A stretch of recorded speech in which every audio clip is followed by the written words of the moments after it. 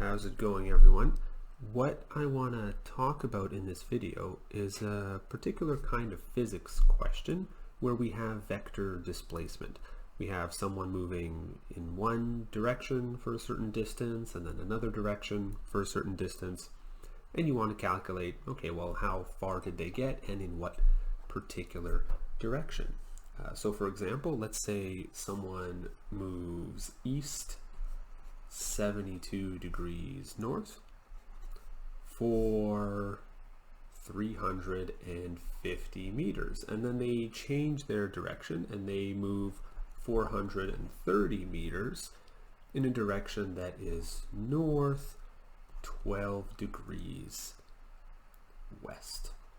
Okay, and we want to know, so as a result of this whole journey, how far did they get and in what direction?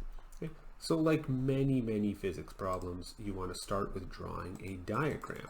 There's actually different ways of solving this problem. There's two different methods. I'm going to show you both of them, but they both start with drawing a diagram. Okay, so let's have our east direction here. Okay, so this is east. They're moving east 72 degrees north. So there's our angle, 72 degrees, and how far they move is 350 meters. Okay, and then after that they move in a direction north 12 degrees west. So there's north here, but they move 12 degrees west from that, and this picture is not to scale.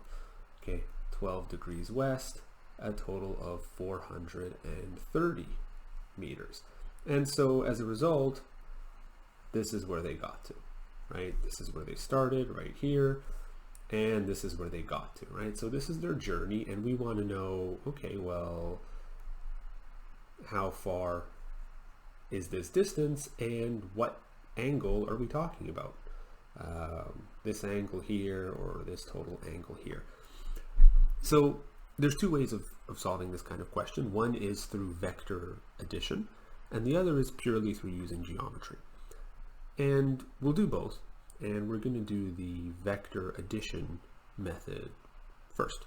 Okay, the vector addition method, it requires a bit more calculation, but it's easier calculations compared to the purely geometric method. And just wanted to add that location as north right there. So how are we doing vector addition? Well, each of these vectors that the person moves along can be represented with a right angle triangle. Okay, so here's a right angle triangle, here's another right angle triangle, or you can think of it as this right angle triangle right there. And that right angle triangle has a horizontal component, okay, which we will call X, and a vertical component, which we will call Y. Okay, the horizontal component is along the east-west axis, and the vertical component is along the north-south axis. And we can calculate the two components of this vector, the x component and the y component, by using sines and cosines. Okay, so for that first vector, okay, we have a triangle. Okay, we have a right angle triangle with a hypotenuse length of 350, and this angle here is 72 degrees. Okay, and we want to find out, let's call it x1 because it's our first vector, and y1, again, because it's our first vector. And if you recall, okay, the sine of an angle is equal to the opposite side divided by the hypotenuse, and the cosine of an angle for a right angle triangle is the adjacent side divided by the hypotenuse. So in this case here, okay, the cosine of 72 degrees is equal to the adjacent x1 divided by 350.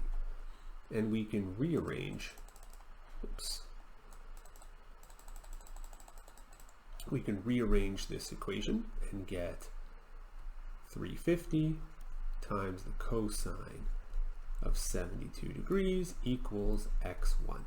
Okay, and what that comes out to be, 350 times the cosine of 72 degrees is 100 and approximately 108. Okay? And that's equal to x1. And we can find y1, okay, because the sine of 72 degrees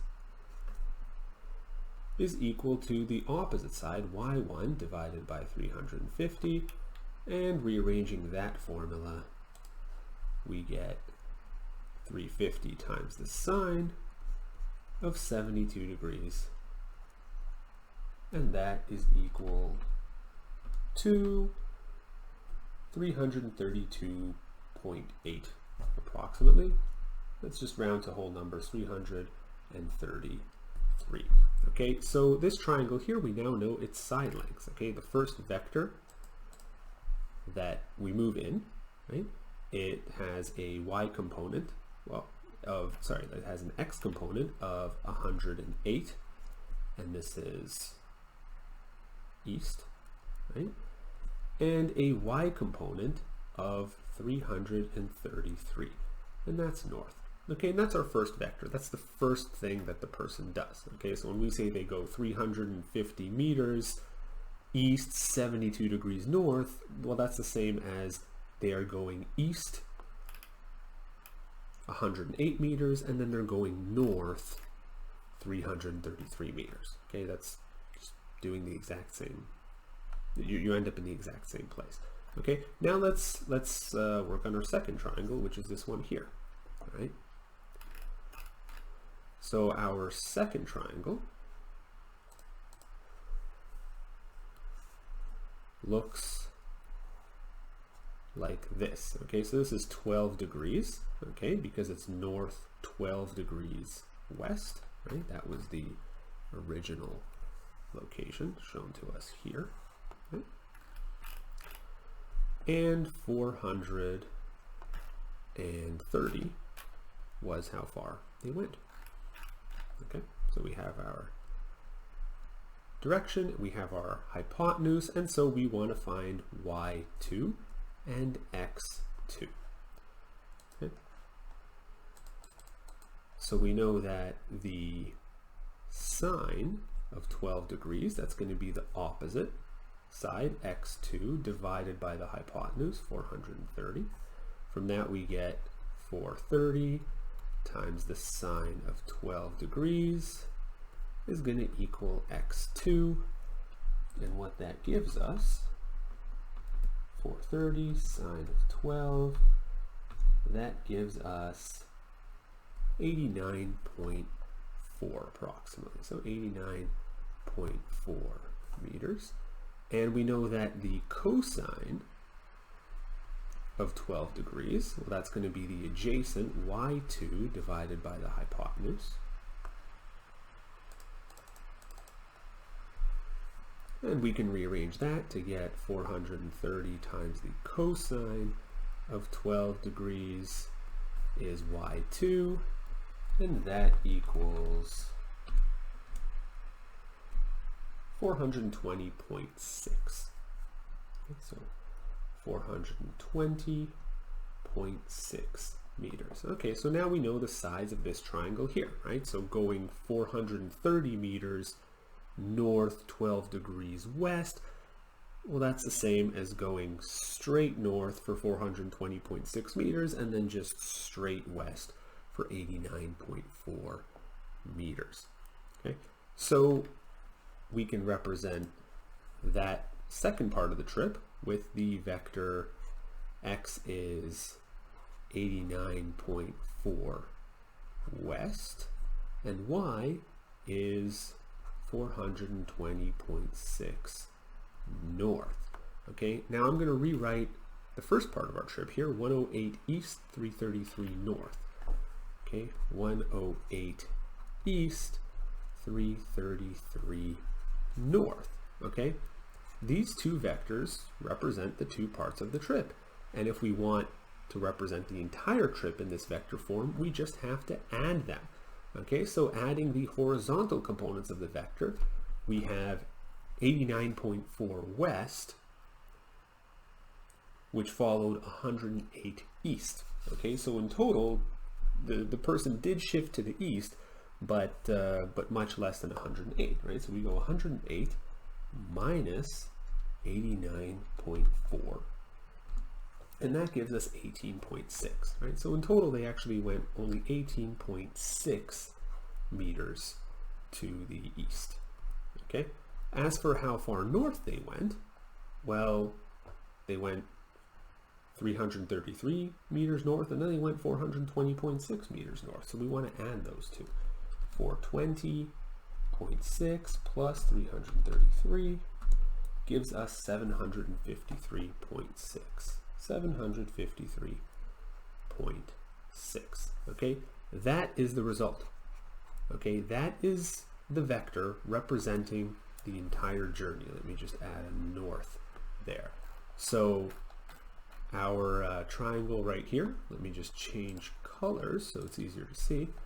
This final triangle right here, which represents the result of the journey, right? That's a right angle triangle, and the height is represented by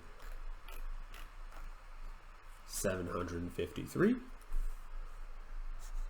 and the base is represented by 18.6. Okay, so 753, I believe there was a decimal there, yeah, 0.6. Right, that's that dimension, and 18.6 is this dimension here. Okay, so to find this question mark, well, we can just use Pythagorean theorem. Right? So let's do that. Okay, let me redraw that triangle for us. Okay, so this side length here is 753, and this side length here is 18.6. So let me throw the 0.6 there too. And so if we want to know this side length here, well, we just use Pythagorean theorem, right? So c squared equals a squared plus b squared, or c equals the square root of a squared plus b squared. Let me just switch colors here back to black. Okay, so we have c equals the square root of 18.6 squared plus 753.6 squared. Okay, and let me plug that in. Okay, so the square root of 18.6 squared plus 753 squared. Square root of all that is 753 point. Oh, hold on. I didn't put in the 0.6. There we go. 0.6 squared. 753.6 squared. Okay, and that's 753.8. Okay, is the answer, 753.8. And as we expect, it's actually pretty close to this number here, because this triangle is very, very tall, right? I didn't draw it to scale. It's much, much taller than it is wide. So you expect the hypotenuse to be longer than the triangle's height, but only a little bit longer. It's very similar, right? 753.6. That is this side length right here. Okay, 753.6. So we know how far the person traveled in terms of just pure distance from their starting location, right? They're 753.6 meters from the point that they started at. But what's their cardinal direction, right? So if we have our north, east, southwest, how do we get an angle? Okay, so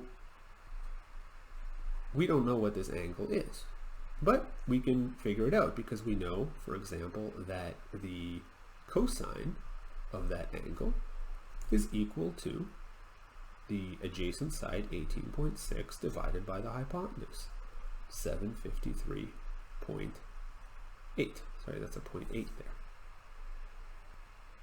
753.8, right? So it's longer than the height, but only a little bit longer. Okay, so so we know what the cosine of that angle theta is. We can calculate that, right? So 18.6 divided by 753.8 is 0.246. 0.0246. Let's just round 0.025. Okay, so if the cosine of theta is 0.025, well, that means that theta is equal to the arc cos of 0.025. Okay, so the arc cos of 0.025 is equal to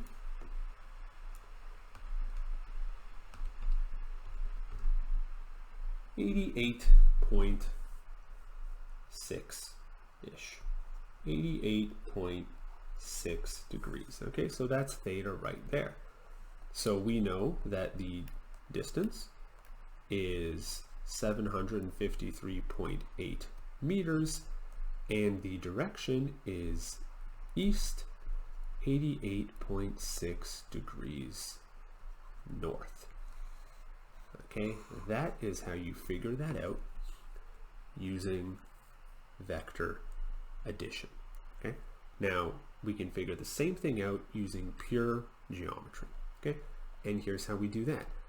We go straight to our original picture here. Okay, and rather than turning everything into right angle triangle so we can calculate the components of vectors, we're just going to notice that, well, we have this triangle right here, this red triangle here. It has one side length 430, it has another side length 350, and we're going to try and figure out some angles, okay, of this triangle. Okay. So I'm going to redraw it below so we can do that. Okay, so we have one solution. We're going to use a different method, a geometric method, to get to the exact same solution. Okay, so let's redraw our situation here. Okay, so we have one triangle. This is the east direction, right? We have a vector that has a side length of 350, and its angle north of east is 72 degrees, right? And then we have another direction, which is 430, and that is 12 degrees from the vertical there. Okay, now if we extend this vertical line, we know this is 90 degrees, right? We want the side length, this side length right here, right? That's what we want. Okay, so this is 90 degrees. Let me just switch colors. Okay, this is 90 degrees. This is 72 degrees, so we can figure this out. Okay, because all of the angles of a triangle have to add up to 180. So this is going to be 180 minus 90 minus 72. Okay,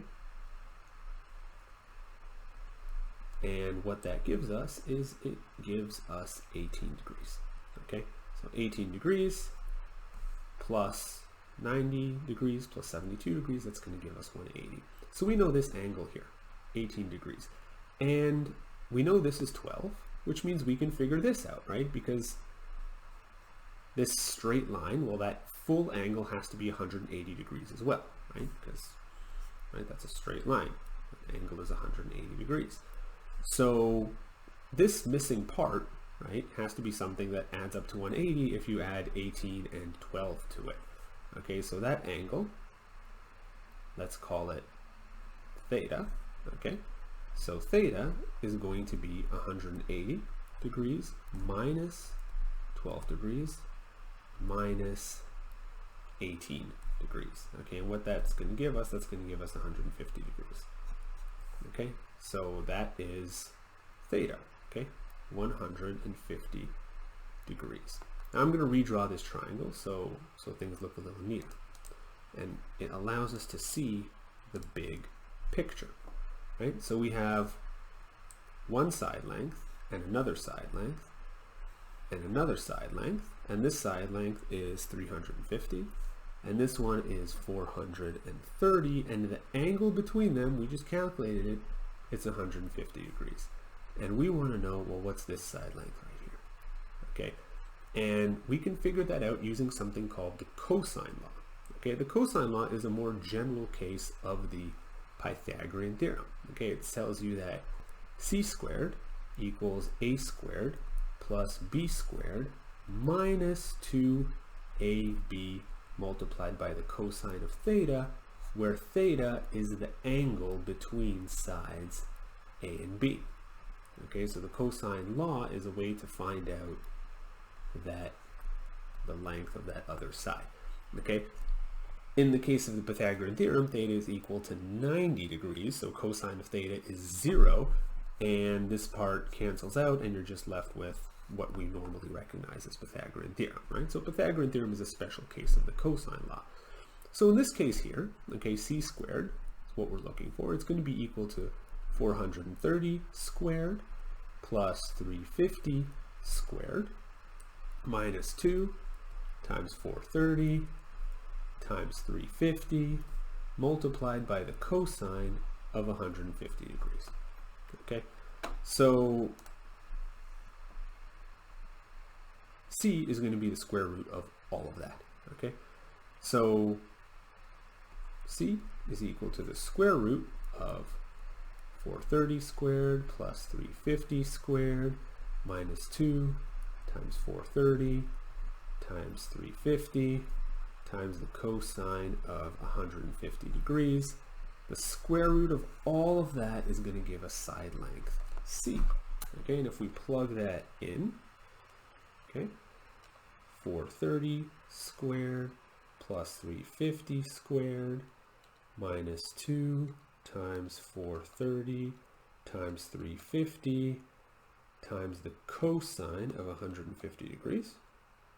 Okay, the square root of all of that gives us 753.7 meters. Okay, now compare that to what we got before. Okay, we got 753.8, right? There it is. 753.8, right? Similar, but a little bit longer than our height of our triangle here from our previous solution, right? So we're off by 0.1 out of 753. That's not bad. Okay, that's a very minor rounding error. Certainly something that's forgivable, right?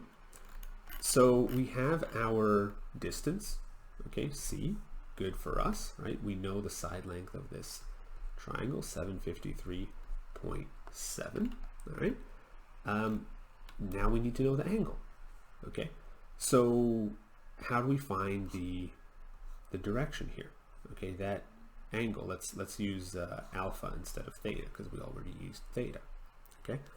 So we know this angle here is 72, right? So if we can find out this angle here, okay, then we just add it to 72, right?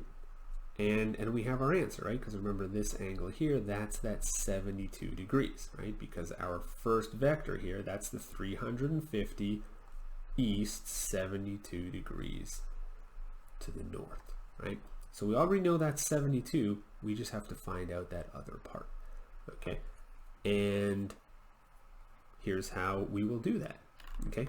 We can use something called the sine law. So I'm going to redraw our triangle.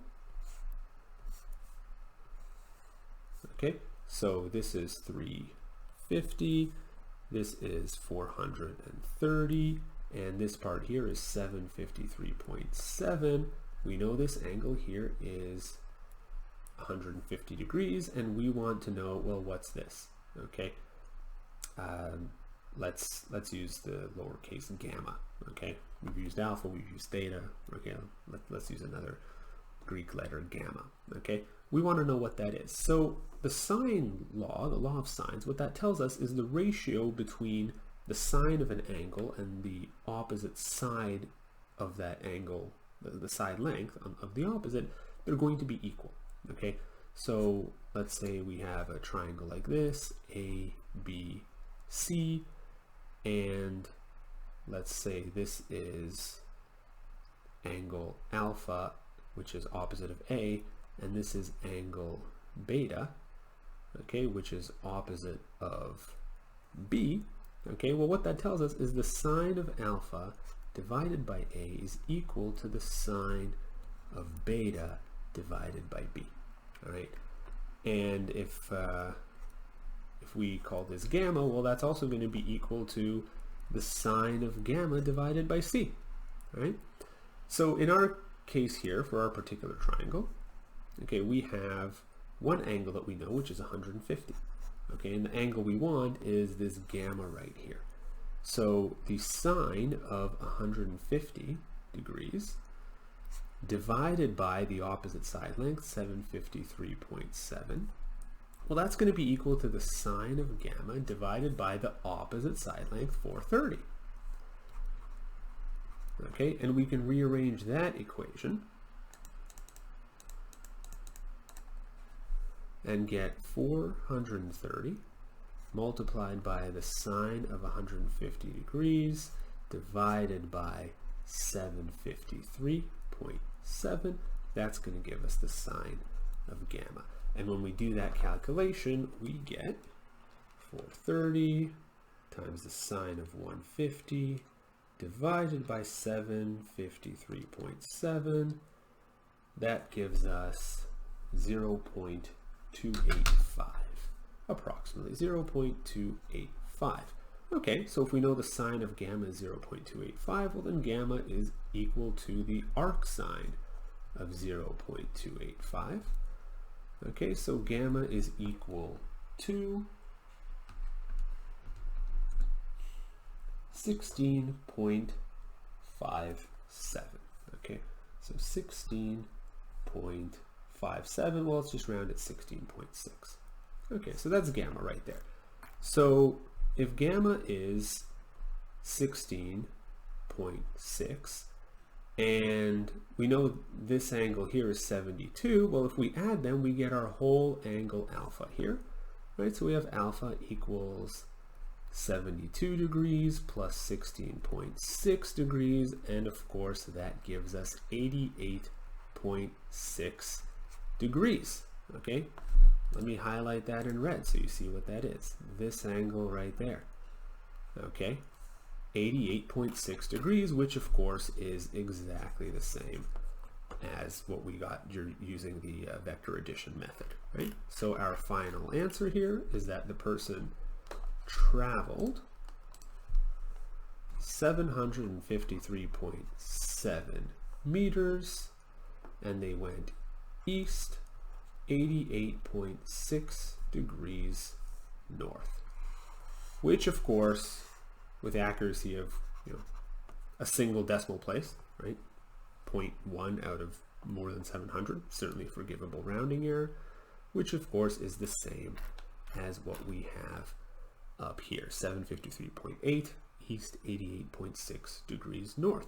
So using the geometric method, okay, we get the same answer. The geometric method has less calculations than the